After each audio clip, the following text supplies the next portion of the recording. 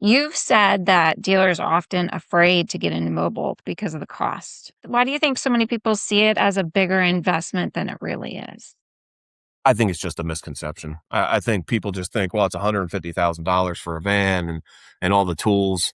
But again, do a cost comparison against adding a bay to your brick and mortar. It's not expensive. I think a lot of times, look, service managers have a tough job and a lot of them are overworked. And I think a lot of times service managers just don't want to take on this additional thing for their department. And that's unfortunate because, if they can just see the forest through the trees, they're going to know that it does make sense to do it, but they need support too, right? And I think one thing that lacks a lot of times is ownership buy-in because your owners have to support your vision. And if they Absolutely. don't, they're going to cut you down and eventually you're just going to do away with it.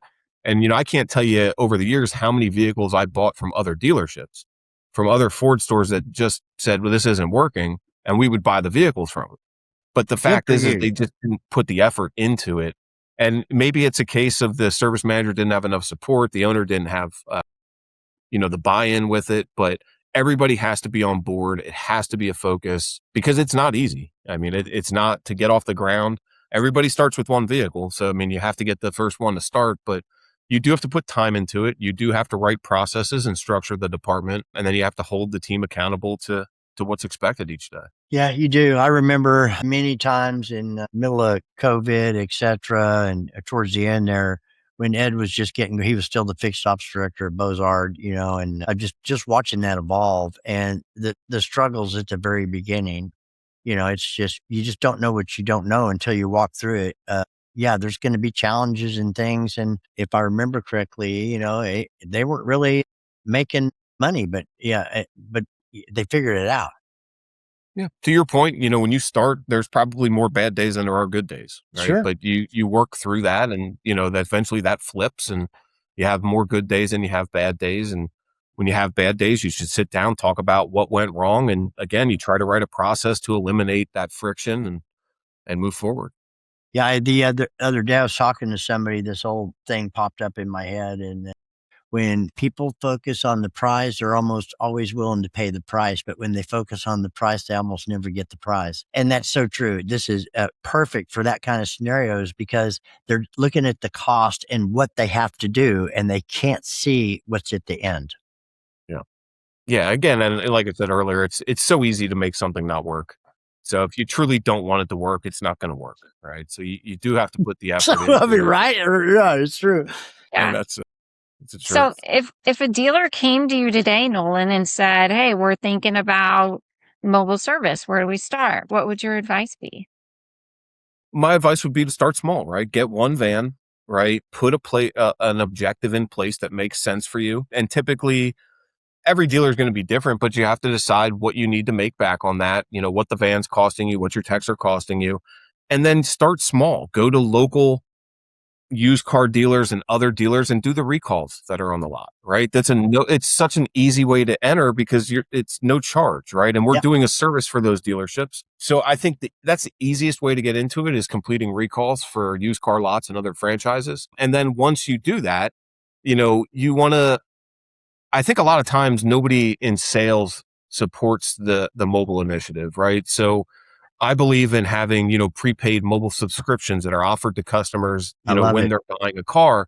And then we educate the customer on what mobile service is and how we can help them. I think that's a huge thing as well. Just making people aware of what it is and letting them know they don't have to come here for their first oil change. We'll come to you. And, those are the best ways to get started. And then when you're ready to start scaling, you go after the bigger accounts, the commercial fleet accounts that have 2, 3, 400 VIN numbers under one roof. And then you just I go mean, after it. setting that very first one, how easy is it, to start them off that way? Because they're going to be coming to you for oil changes anyway.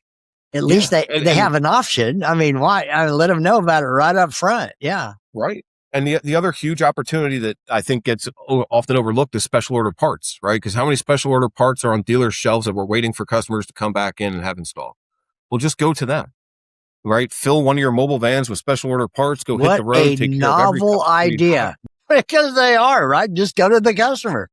It's the low hanging fruit, right? It's Yeah. already at your store. The customer is expecting to get it done. So I think those are the easiest ways to jump into it. Yeah. Well, I believe certainly that it is a competitive advantage. And do you think it's something that more and more customers will come to expect as just part of the way they're going to do business? I think I already see it happening, but I want to know, do you? Because you're in the trenches, you're there, you're doing it. I think so. I think COVID fundamentally changed the way people live their lives, right? And I think people crave that convenience. And I also think that, whether we want to admit it or not, our customer demographic is getting younger and younger. And in 10 years from now, you're not going to see people that want to come to a store for an oil change or for maintenance. They're going to want people to come to their house and take care of it. So I just think that you have to get on board now, because I don't think this is a trend in any way. I think it's the future of our industry. So it's just critical that we recognize that, and then, we pivot and make it a part of our business. I see it. I do too. 10 years from now, it's like people will be going, go to the dealership for an oil change? Why would you do that? It's cheaper to have them come to your house. 100%. I'm telling you, it's coming. It is coming. Yeah.